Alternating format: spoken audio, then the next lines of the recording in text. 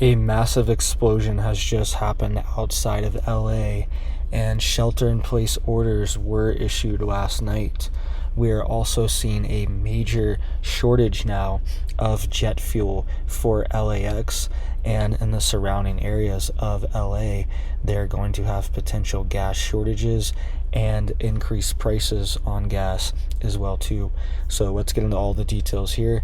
You guys can see this is what happened late last night, and then a shelter-in-place order was put in place until around 1 a.m. You see here,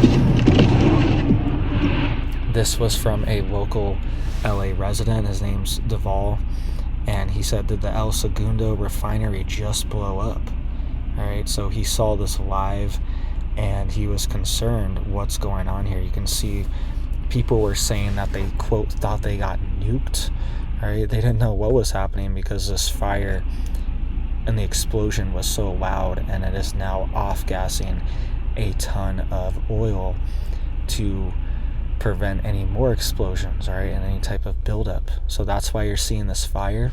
It might take a while for this to clear out. You can see here, this is from the New York Post. It says massive fire breaks out at California oil refinery as residents feel explosion rock area. Quote, thought we got nuked.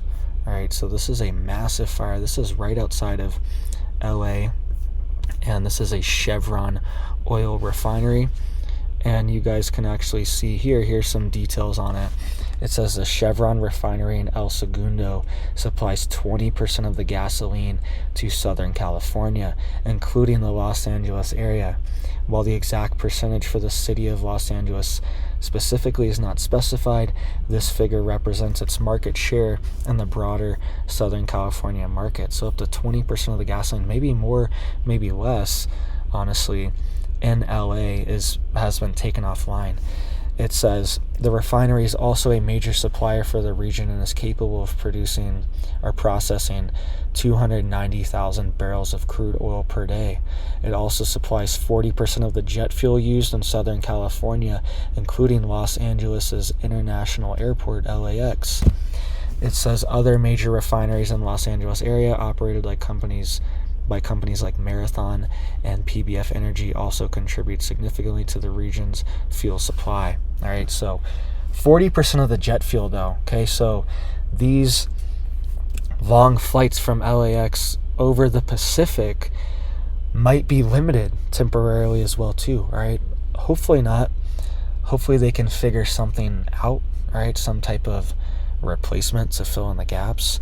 But this could even cause delays in air travel as well if they are not able to fix this soon. All right, and there's actually been multiple, I think there's been about a half dozen over the past year or two in California, these refinery fires and explosions that keep happening. I remember I reported on one in a little bit more northern California, maybe 6 months ago now, and these things keep happening. All right, there's actually a lithium plant fire explosion as well too, and there's toxic lithium raining down on people's homes. All right, and this is happening outside of LA. This is a heavily populated area. Let's listen to this news segment here. If we can hear it, the audio is kind of quiet on it, but you can just see the images too are insane. 22, in fact, at that same refinery. And again, success. All right, so it's a little bit hard to hear. I can't even hear it myself really, but you can see this looks apocalyptic. This looks dystopian. This looks like a Mad Max movie or something. And look at this plane going off, right? There's still planes going off from LAX near this refinery. Okay, you see that plane going off in the background? Pretty wild and kind of ominous to really see, all right? And then with the shortages in jet fuel as well too, all right, these flights might be slowing down in the next few weeks until they're able to get this refinery back online. All right, so dystopian and apocalyptic scenes coming out. Let's listen to this one really quick. You can hear this one, and it has some eyewitness reports as well too. We were covering a police pursuit in the San Fernando Valley. The entire sky in the San Fernando Valley turned completely orange, and we immediately looked to the south and saw this mushroom cloud coming from beyond the Hollywood Hills. That fire, this explosion, about 20 miles away from our location, as we then turned the camera and immediately saw this huge explosion in progress. What must have felt, as according to many people that we've heard from tonight, like the jolt of an earthquake. My entire backyard looked like it was on fire. It was just such a loud noise, and I thought, what on earth? I ran to my little backyard, and I didn't know what to think, because the whole sky was bright orange. All right, so you saw that there. They were, this news crew, ABC7, they were following a police chase in a vehicle. You saw that vehicle hit that car and turn over. I was almost wondering if it was from the explosion at first. I don't think it was, but the first time I watched it, I was like, what is going on here? And while they're doing that, they see this explosion happen in the background. Absolutely insane. LA is just a crazy place, all right? It doesn't feel real sometimes. It feels like a simulation or like a different country, a different world. It's a crazy place there, all right? There's so many people, so much stuff just happening. It's like a GTA, Grand Theft Auto video game, and that's honestly what a lot of these games are based off of, is literally Los Angeles. So it's just another thing happening there. But the people in the surrounding areas are now breathing in this toxic smoke and dealing with this soot, this ash, this fire raining down on them. Okay, they said that this fire is primarily contained to one section of the refinery, so that's good, right? Some good news. So if this section is destroyed, at least it'll only be contained to one area. They're saying it's not like the entire refinery just went up in smoke in an explosion. But this could take a while, and they might have to burn this stuff off for a while. It could be days, honestly, maybe longer. Hopefully the longest it is a few days where this is burning and off-gassing, but you're going to be breathing in the soot, the smoke, and it's not going to be good air quality in the Los Angeles region, right? So they're constantly getting hit. They're always seeing wildfires. They're always seeing crazy crime and things happening, right? There's a lot of wild things happening here in LA. And now remember these Malibu fires, right, that were happening. And even just a few months ago too, there were other big fires right outside of LA, right? So all the surrounding areas have been burning, have been on fire, and now we're seeing a major explosion from a refinery as well too, right? So here's some more video footage. You can see this was posted by David Lamelli, right? If I pronounce that wrong, he posted this on X, Twitter. By the way, go follow me on there. I'm going to be posting a lot more updates on X/Twitter, just so you guys have another place to get this news and information, right? And just in case anything ever happened on YouTube here, I want to have another place for you guys to find me. So go follow me on there just in case, all right? You can see here on CNN, they confirmed, it says a shelter-in-place order was issued for parts of Manhattan Beach, located 2 miles southwest of El Segundo, but was lifted shortly after 1 a.m. according to an emergency notification from the city.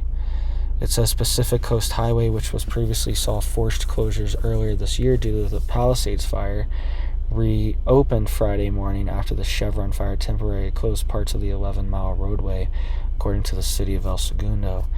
It says at the time of the fire, onshore winds from the west-southwest at nearby Los Angeles International airports were blowing 10 to 15 miles per hour, carrying smoke east. Winds have decreased to 5 miles per hour or less, but are expected to increase again throughout the day, reaching 15 to 20 miles per hour of west-southwest, with gusts of up to 25 miles per hour possible. That was a lot to say, right? But so it hasn't really been blowing out to sea, okay? So it's been blowing the smoke eastward, more inland, and probably affecting more people this way. All right, it's going to affect people either way. It's one of these things where it's hard to avoid. Somebody's going to get screwed over in the situation, but right now it has currently been blowing east, the smoke, and it's expected to pick up. It says most surrounding air quality monitors still reported good conditions, though particle levels briefly spiked at a few stations just east of El Segundo. As of Friday morning, the air quality in El Segundo is still listed in good condition. And you can see here, here is the air now quality alerts, and you can see this is a map for California, Los Angeles right now, and it doesn't look terrible, but it doesn't look great. We are getting these yellow zones. Let me try to zoom out so you can see here. All right, so we are getting these yellow zones potentially from this refinery fire or even wildfire smoke, or a combination of the two. All right, you can see air quality is pretty bad down here in Arizona, and that's probably due to winds, dust storms, and fire. But you can see it's not actually too bad outside of Los Angeles. All right, you probably, if you're in certain areas, it's probably really bad and stinks, and you probably should honestly most likely evacuate, get out of the area until the smoke clears. If you can afford to, find somewhere else to go. You don't want to be breathing this stuff in. We always hear these horror stories of, you know, people breathing in these toxic chemicals, and then 10 years later they get, you know, like COPD or something along those lines. Okay, they get some type of lung disease or illness, and it could be related, right? You don't want to be breathing any of this stuff. The risk is not worth it. This stuff's nasty, crude oil, and just other stuff too, like just random things that are burning and melting and that exploded. All that stuff's burning too, and you're breathing it in. So if you can get out of the area, get out. They were warning people as part of the shelter in place. They were telling people to close their windows and close their doors and secure their property, turn off the AC, things like that. That's what they were warning people of. Cover the cracks on your doors, don't go outside, don't breathe this stuff in. And that's good initially, but when these fires continue, it's eventually going to, the air inside your house is eventually going to cycle, it's eventually going to seep in, and then you're just going to be kind of sitting there in the midst of it. All right, that only, you know, lasts for maybe like a day, maybe a couple days, the air in your house.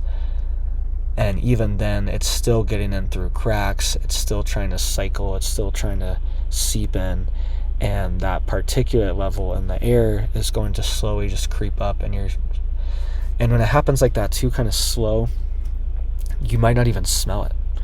All right, so if it normally just rushed into your home, oh, this smells terrible, we're gonna get out of here. But if you allow it to slowly sleep in, you kind of get normalized to it, to the smell, and it could be filling your whole home, and you're not even really aware of the smell because you've kind of become nose blind. You know how that happens with things, where that happens a lot with like campfires or wood stove fires, fireplaces, things like that with me. You know, sometimes it'll be really strong, but then if I'm lighting a lot of fires and the smoke gets all in my beard, gets in my hair, it's on my shirt, then I'm just kind of like smelling it all day anyways. And then when there is a fireplace or a campfire, I can barely even smell it. Not even, like, normally I can clearly smell it, and sometimes it even bothers me, right, when it's too much smoke. But after a while, you just don't even smell it, right? When you've been doing it for all day, when you've been working on it, you just not even smell it anymore. So keep that into consideration too. Make sure you guys are staying safe, staying prepared. Okay, there's actually a lot of fires going on in California as well too, wildfires as well. Let's check on those really quick. So you guys can see this map just confirms that air quality is not too bad. This is right over where the refinery is. You can see El Segundo. It's actually right here along the coast, and winds are blowing eastward, so it is blowing the smoke through Los Angeles right now, and that's probably why you're seeing these yellow alerts right now, because this smoke is probably getting trapped here along the mountains. You can kind of see the hills, mountains are starting over here, right? And the smoke, this air is probably getting pushed up against these mountains and kind of sticking over here, all right? So if you're in Riverside, California, eastern LA, you're probably getting more smoke because the wind is blowing east towards that direction, all right? So something to be aware of. You can also see just multiple fires in California right now, and it is that time of year, but some of them are huge. You can see this one, 132,000 acres, and it's still undetermined what the cause is. You can see a cluster up here, 7,000 acres, right, and a few more outside of San Francisco. So it is that time of year, all right? Fall time is one of the worst times for fires, so make sure you're prepared for that as well too. You can see here 37,000 acres over in eastern Washington, all right? And Idaho is lit up right now. About a dozen fires in northern Idaho. This does happen every year, but have your stuff ready, have your go bags ready, have your prepper pack ready to go, just in case you need to leave and you need to get out of there for a few days, all right? Or if you have to shelter in place, have stuff at your home so you can bug in maybe for a couple weeks as well too. That's always the better option if possible, but sometimes you have to go. Sometimes these fires are too close or something's too serious and you are ordered to evacuate. So thank you guys. Please stay safe. Please stay prepared out there. I hope you have big blessings for your life and your family, and I hope you have a big old blessed day.